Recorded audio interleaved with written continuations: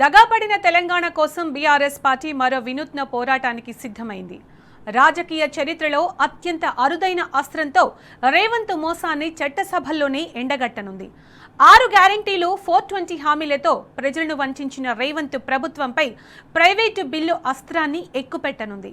రేవంత్ సర్కార్ గద్దెనెక్కిన తొలి రోజే 6 గ్యారంటీల ఫైలుపై సంతకం పెట్టినట్టు ప్రకటించారు. ఆ తరువాత గవర్నర్ తొలిసారి ఉభయ సభల్లో ప్రసంగించినప్పుడు సైతం గ్యారంటీలకు చట్టబద్ధత కల్పించినట్టు తెలిపారు. మరి ఆ చట్టబద్ధత ఫైలు ఎక్కడ పోయిందని కేటీఆర్ ప్రశ్నిస్తున్నారు. అందుకే ప్రజల తరఫున శాసనసభలో ప్రైవేటు మెంబర్ బిల్లు పెట్టేందుకు సిద్ధమయ్యారు. ఈ నెల 27న అసెంబ్లీలో ఈ బిల్లును ప్రవేశపెడుతున్నట్టు కేటీఆర్ ప్రకటించారు. కాంగ్రెస్ వాళ్ళకి మాత్రం ఓటు కోసం కోటి మోసాలు అన్నట్టుగా వ్యవహారం నడుస్తూ ఉంది.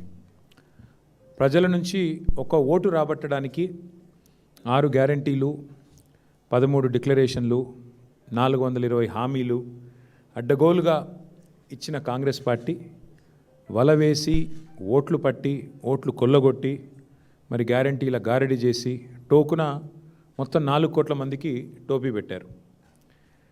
అందుకే మేమేమనుకున్నామంటే మరి మీకు కొన్ని వాస్తవాలు చూపెట్టాలి, ఆ తర్వాత లీగల్ సెల్ మీటింగ్ ఎందుకు పెట్టుకున్నాము ఇవన్నీ కూడా చెప్పాలని చెప్పి అనుకున్నాం. ఒక్కసారి మీకు ముందు 2 వీడియోలు నేను ప్లే చేస్తాను. ఒక వీడియోనేమో మన గౌరవ ముఖ్యమంత్రి రేవంత్ రెడ్డి గారు పదవీ బాధ్యతలు లాల్ బహదూర్ స్టేడియంలో డిసెంబర్ 7, 2023 నాడు చేపట్టారు. చేపట్టిన రోజు వారు పెట్టిన తొలి సంతకం సంబంధించిన ఫైల్ ఇది. గౌరవ ముఖ్యమంత్రి గారు ఎన్నికల ప్రచారంలో భాగంగా తమ ప్రభుత్వం ఏర్పడగానే 6 గ్యారంటీలకు సంబంధించిన ఫైల్ మీద తొలి సంతకం చేస్తానని వాగ్దానం చేశారు.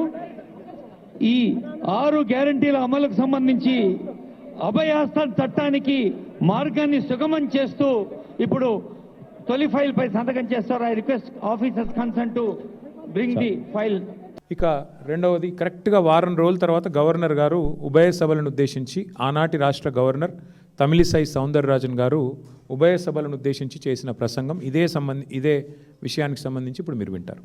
We have declared 6 guarantees for the welfare and development of the people.